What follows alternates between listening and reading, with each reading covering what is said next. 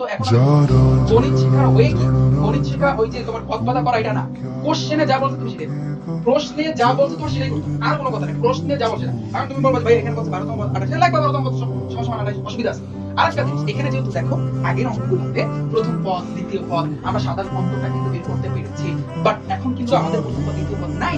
যদি না থাকে তাহলে তুমি বলবা যে ভাইয়া আপনি যে আমাদেরকে বলছেন খরচ কাজটা করতে, যে মনে করি দাঁড়াটি প্রথম পদ এ সমান্তরাল হলে কিন্তু সাধারণ অন্তর ডি, এগুলো কি এখন লাগবে না? হ্যাঁ, খরচ কাজ ওরা সব জায়গায় করতে হবে। আমরা বলি না নামাজ 5 ওয়াক্ত নামাজ পড়া আমাদের মুসলমানদের জন্য ফরজ।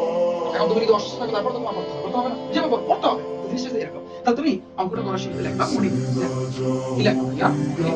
মনে করি কি দাঁড়াতে আমরা জানি প্রথম পদকে আমরা জানি কি দ্বারা প্রকাশ করে, এ দ্বারা ইকুয়াল লাগবে।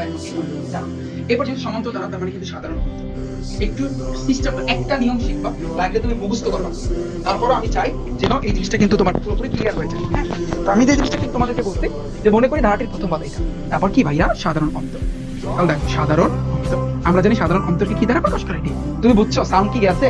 দেখো ভাই আমি যেটা বলতে চাচ্ছি যে এইখানে তুমি দেখো এই কোশ্চেনটার ভিতরে কিন্তু প্রথম পদ সাধারণ অন্তর এগুলো কিন্তু কিছু নাই। তার মানে কি আমি কি লিখতে পারবো না ধারাটির প্রথম পদ সাধারণ অন্তর? এগুলো কি আমার লেখার অধিকার নাই? আছে।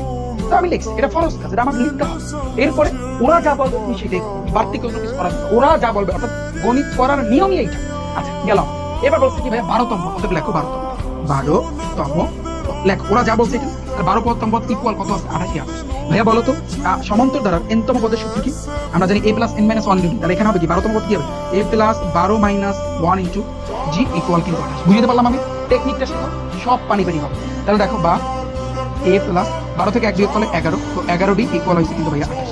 বাস তুমি এতটুকু করে রাখবা, এটাকে তোমার 1 নাম্বার সমীকরণ ধরতে হবে। ক্লিয়ার? ক্লিয়ার ভাইয়া? তোমরা নিচে নিচে লাগবে ভাইয়া আমার চাই। এবার বলছি কি পরেরটা, এবার লাগবা আবার তোমরা নিচে নিচে আবার বলছি কি 18তম, তাহলে 18তম কত বলছে বলো তো? 18। এগুলো তোমার মেইন বুক আছে।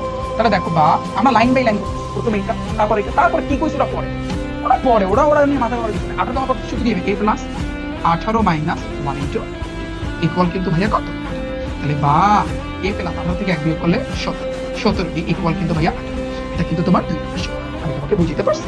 এখন তোমার এরপর দেখো এই গেল আমাদের দুইটা বলছে ধারাটির কোনটি পদের সমষ্টি। মাথা কামানো কিছু নাই, তোমার ভাইয়া টার্গেট থাকবে যেহেতু তুমি ধারাটির প্রথম পদ আর সাধারণ অন্তর জানো না, তুমি যেভাবে এইগুলো যদি জানতে পারো তাহলে কিন্তু আমরা সমষ্টি বলো আর যা বের করতে পারবো ওটা কিন্তু আমরা বের করতে পারবো। তাহলে আমরা একটা জিনিস দেখি ভাইয়া, তুমি ভালো করে তুমি 1 আর 2 এর ভিতরে কোনো কিছু করতে পারো? তুমি যদি যোগ করো বা বিয়োগ করো একটু দেখো তো ভাইয়া, একটু ট্রাই করে দেখো। রিফাত ভাই টার্গেটিক ম্যাথ বুকের ভিতরে কিন্তু পুরো জিনিসটাই কিন্তু আছে। হ্যাঁ তুমি দেখো ভাইয়া, তুমি দেখো তুমি যদি 1 থেকে 2 বিয়োগ করো ভাইয়া, 1 নং এর মানগুলো পড়ো না, 2 নং আগে, তাহলে তুমি লিখবা 2 থেকে 1 তুমি বিয়োগ করবা, তাহলে 2 নং এ কি আছে?